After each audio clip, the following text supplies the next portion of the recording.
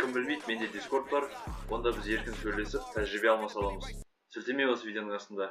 Сәлем әлем, бұл Pythonға кіріспе ретіндегі видео. Бұнда біз бағдарламасымен айналыспаймыз. Біз тек қана Pythonда не істей аламыз, және де Pythonды өзін жазып алып, сонымен айналысатын боламыз. Негізінен Pythonды көбісі жыланның атымен шатастырады. Иә, Python деген жылан бар. Және де Pythonның өзінің эмблемасында жыланның байқында сурет тұр. Бірақ оны Guido van Rossum, Pythonның жасаушысы, оны жасағанда ол жыланды емес, Monty Pythonның ұшатын циркін ойлаған еді. Иә, сол кездегі аты Flying Circus of Monty Python. Flying ұшатын Circus of Monty Python. Monty Python деген адамның сол аты, өзін Monty Python деп атаған. Бірақ бұл негізі циркке де келмейді, себебі YouTube'ды ашып Monty Python десеңіз, онда былай айтқанда кішкене күлкілі скетчтар циркқа қарағанда, онда ешқандай жанрлығы жоқ, жай ғана пародия десек те болады. Ал Python тілінің шығу тарихы өте қызық. Guido van Rossum университетте сабақ беріп жүргенде, оның алдына студенттер үйренетін оңай readable оқылатын тіл жасау керек болады. Сөйтіп, ол кезде ABS деген тіл бар еді.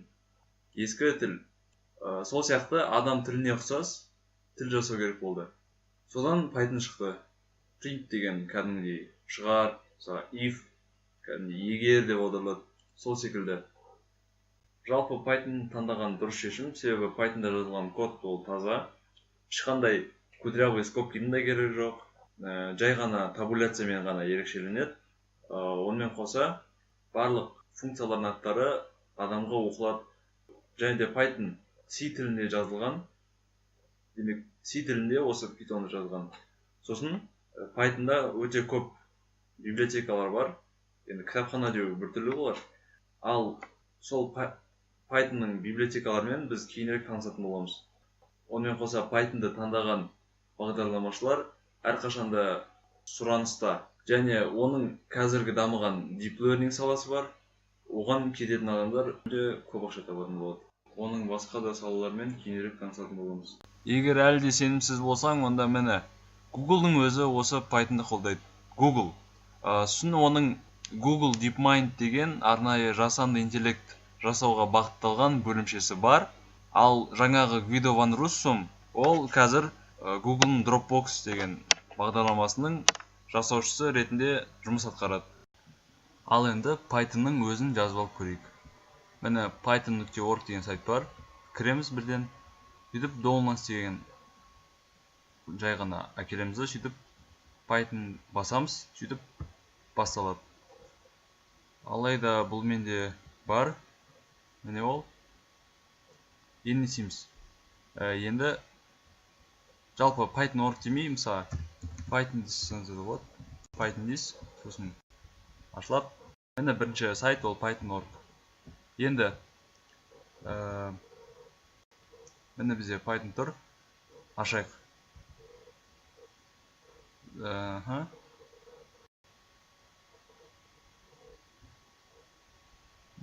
Жоқсақ.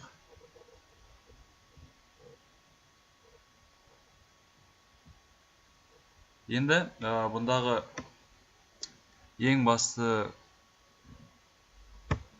білу керек нәрсе ол жоқ, бұл емес. Менде бар да бұл. Жоқ, cancel. Жарайды.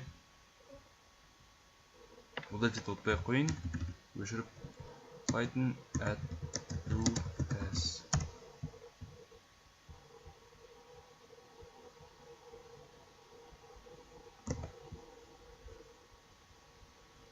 Міне, сізде былай шығу мүмкін, сіз бірінші жазған соң. Сіз енді осы жақта add to pass деген, міне, соған галочка қою керек. Әйтпесе сізде бір проблема болады. Ол қандай? Қазір көрсем. Ол, міне мысалға, CM дейік. Міне сіз CMD-ға py десеңіз, сізде ашылмайды.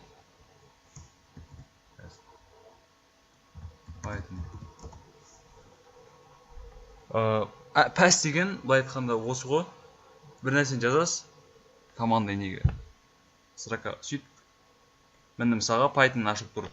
Қазір print дейік мысалға. Ой, оны кеттім ғой. Сәлем. Міне, сәлем. Сол секілді.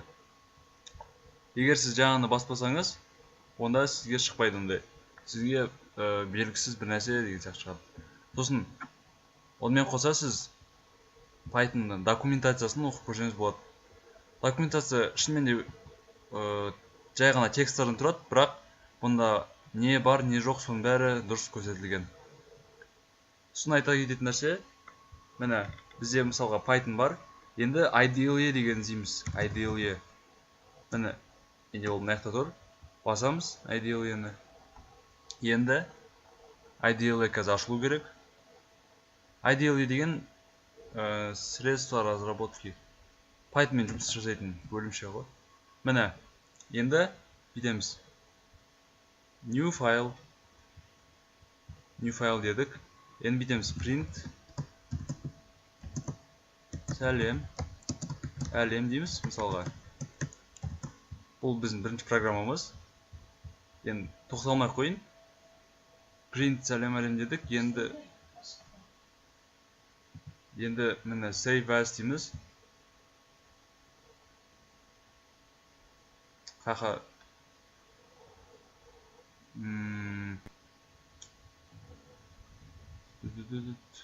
мысалға сізлайық неға. Енді жазайық. Бірінші proctor нүкте py жаздық. Бұны сохранить еттік. Енді run модуль F5 дейді. Үстіп десек болады run модуль деп. Міне, сәлем әлем деп шығарады. Немесе F5-ті бассақ болады. Міне. Ұмыт кетпеңіз, аларды емес. Міне, үшеу бар, Python және мануал. Осының Python IDLE деген ашу керек, осымен жұмыс істеу үшін. Жай жоқтсақ, енді келесі нәрсе ол PyCharm.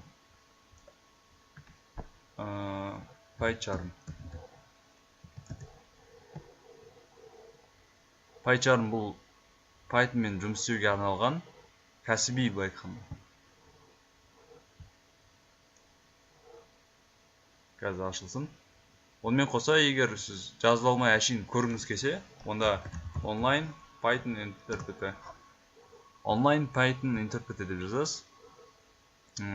Мысалға, осының ішінде менің жақсы көретін ол REPL. Қазір, мәқта жоқ екен.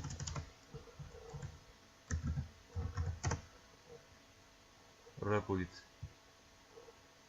Міне PyCharm ашылды. Бұнда турасы еш қиындығы жоқ, download дейсіз.